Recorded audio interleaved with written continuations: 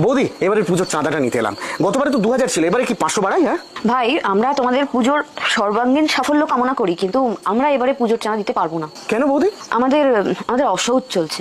অসুচ? কে মারা গেল আপনাদের? একই পাড়ার মধ্যে থাকি, জানতে পারলাম না তো। আমার এক ছোট বোন মারা গেছে। তাই? ও মাই গড, কবে? আপনার নিজের বোন? 9th অগস্ট রাতে আরজি করে। সে শুধুমাত্র এখন আমার বোন না, সে এখন সবার বোন, সবার দিদি, সবার মেয়ে।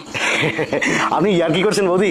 এমন কমাতে হলে বলুন না, কমিয়ে দিচ্ছি, অসুবিধা নেই। আমি সিরিয়াসলি বলছি, এটা সামাজিক শোক, এটা রাষ্ট্রীয় শোক, বুঝো না কিন্তু। মানছি, কিন্তু এইটার জন্য দুর্গাপুজোর চাঁদা? আমাদের বাড়িতে কোনোদিন চাঁদা কমানোর দরকার পড়েছে বলেছি কোনোদিন? না তা না, তবে যতদিন না সুবিচার পাচ্ছি ততদিন এই অসহজ পর্ব চলবে। আর পুজোর আগে যদি আমরা সুবিচার পেয়ে যাই, তাহলে এই চাঁদার দ্বিগুণ টাকা আমি নিজে গিয়ে প্যান্ডেলে দিয়ে আসবো, কথা দিলাম। দেখুন, আপনারা তো লেখাপড়া শিখেছেন, আপনাদের মর্জি, যা ভালো মনে হয় তাই করবেন। এলাম। এসো।